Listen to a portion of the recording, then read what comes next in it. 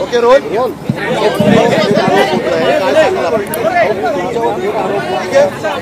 आज आज आज मी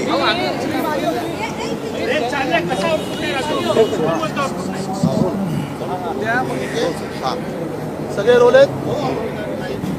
मी आज अन्न व नागरी पुरवठा मंत्री म्हणून जबाबदारी घेत पहिलीच विभागाची बैठक बोलवली होती आणि या बैठकीमध्ये येणाऱ्या 5 वर्षांमध्ये फार वेगाने आणि अतिशय चांगलं काम उभं करावं लागणार आहे। कारण अन्न आणि नागरी पुरवठा हे विभाग म्हणजे फार सेवा देणारा विभाग आहे आणि बाकी कोण वेगवेगळ्या पद्धतीने काही मान्य करत असेल, पण ही सेवा अतिशय व्यवस्थितपणे शेवटच्या लाभार्थ्यापर्यंत जर आपण पोहोचवली तर त्याच्यासारखा आशीर्वाद आणि त्याच्यासारखं पुण्य दुसरं कुठलंच नाही हे समजणारा माझ्यासारखा एक कार्यकर्ता आहे। आणि आदरणीय मुख्यमंत्री, आदरणीय दोन्ही उपमुख्यमंत्र्यांनी ही माझ्यावर जबाबदारी दिलेली आहे। त्यामुळे या विभागामध्ये पारदर्शकता आणून शेवटच्या लाभापर्यंत आपण ज्या काही लाभ देतोय राशनचा तो लाभ त्या ठिकाणी पोहोचला पाहिजे आणि ते पोहोचत असताना सुद्धा विभागाच्या सर्व सुविधा ह्या तेवढ्याच कार्यतत्परतेने काम करणं गरजेचं आहे। आज हे राशन पोहोचवण्यासाठी अवास्तव लॉजिस्टिकला लागणारा जो खर्च आहे तो कमी करून त्यातून अधिकच्या लाभार्थ्यांना कसं आपल्याला अन्नधान्य देता येईल या सर्व विषयावरती आज पहिल्याच बैठकीमध्ये चर्चा झाली आणि एक 100 दिवसाचा आमच्या विभागाचा तसं सर्वच विभाग या ठिकाणी देत आहेत, तर सर्वच विभाग एक 100 दिवसाचा कार्यक्रम आदरणीय मुख्यमंत्र्यांना या ठिकाणी देत आहेत। तर आमच्या विभागाचाही कार्यक्रम हा 100 दिवसाचा देण्याच्या संबंधित काही सूचना आजच्या बैठकीमध्ये मी आमच्या विभागाच्या काही अधिकाऱ्यांना केल्या। सर, रेशनिंगच्या तांदळाचा वापर आहे, रेशनिंगच्या तांदळाचा गैरवापर केला जात आहे अशी बातमी सुद्धा मी लोकशाहीने आता उघडकीस आणलेली आहे। इडलीसाठी विशेषतः बड्या हॉटेल्समध्ये मोठ्या प्रमाणात हा साठा जात आहे रेशनिंगमधून, याला चाप कशा प्रकारे लावणार? नाही, तर ही बातमी मी ऐकली आहे, आपल्या माध्यमातूनच पाहिली नाहीये पण मी ऐकली आहे। याबाबत निश्चितच आम्ही चौकशी करू। मुख्यमंत्र्यांसोबत चर्चा झाली? मुख्यमंत्र्यांसोबत माझी चर्चा नाही, माझी बैठक आज योगायोगानं याच वेळेला होती, त्याच वेळेला आदरणीय मुख्यमंत्र्यांची सुद्धा बैठक तिथं होती, तर आमचं एक समोरासमोर नमस्कार झाला। एक जण आरोप करण्यात आलेले आहेत। संजय राऊत असतील, जितेंद्र आव्हाड असतील, हे तुमचं नाव घेतलेलं आहे। संजय राऊत म्हणतात तुमच्या मंत्र्यामध्ये आरोपी आहे। मग आता कुणाचं काय काय ऐकू म्हणजे मला कळालं नाही। तुम्हाला जो आरोप होत आहे हे बघा, एक मिनिट, पहिल्यांदा मुख्यमंत्री तुम्हाला पाठीशी घालताय। एक तर पहिल्यांदा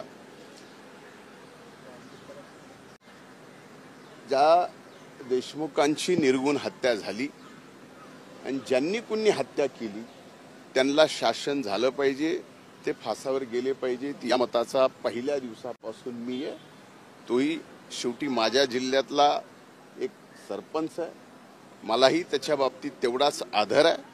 आता यात जे कोण गुन्हेगार आहेत त्या सर्वांना फाशीची शिक्षा करा, मग तो कुणी असो, कुणाच्याही कितीचंही कुठल्याही जवळचा असो, अगदी माझ्याही कुणी जवळचा असो, तर त्याला सुद्धा सोडायचं नाही हा एक व्यक्ती म्हणत असताना फक्त राजकारणापोटी माझ्यावरती काही जणांनी आरोप करणं याच्या मागे काय राजकारण असू शकतं हे आपण समजू शकता। धन्यवाद।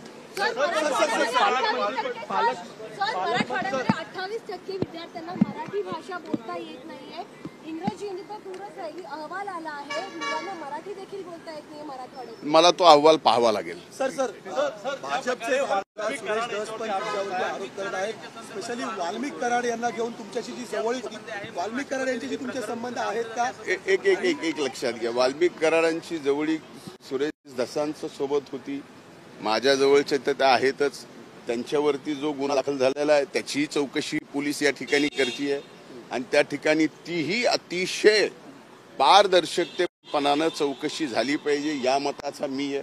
त्यामुळं शासन कुणालाही पाठीशी घालत नाही. पण एखाद्याला आत्ता मलाही माहित नाही मी कधी एवढा मोठा झालो, पण मला आणि माझ्या विरोधात सकाळी सकाळी बोलल्याशिवाय एखादा दिवस उजळत नसेल त्याच्या पलीकडे आपण काय बोलू शकत नाही. मीडिया ट्रायलमध्ये तुमचं नाव खराब केलं जातं. हे बघ, हे सरळ आहे की मीडिया ट्रायलमध्ये माझं नाव खराब करण्यासाठी अगदी मंत्रिपदाची शपथ घ्यायच्या अगोदरपासून मंत्री म्हणून शपथ घेतल्यानंतर विभाग कुठला मिळावा न मिळावा याच्यासाठी आणि त्याच्यानंतर बीडचं पालकमंत्री कुणी व्हावं कुणी न व्हावं, आता हा सगळा विषय मी माझ्या पक्षाचे नेतृत्व आदरणीय अजितदादांकडे आणि राज्याच्या मुख्यमंत्र्यांकडे दिलेत. आता राहिला विषय चौकशी. आता चौकशी एवढ्या गतीनं या ठिकाणी चालू आहे, ती लवकरात व्हावी. आणि एवढंच नाही तर हे खुनाचं जे प्रकरण आहे ते भयंकर आहे, त्याचा फास्ट ट्रॅक कोर्टामध्ये हा गुन्हा त्याचं चालू केला पाहिजे. लवकरात लवकर चार्जशीट या ठिकाणी झालं पाहिजे. ज्या त्या गोष्टी निष्पन्न होत आहेत त्या लगेचच कोर्टात पुढे आणून फास्ट ट्रॅक मध्ये हे प्रकरण चालू होतं.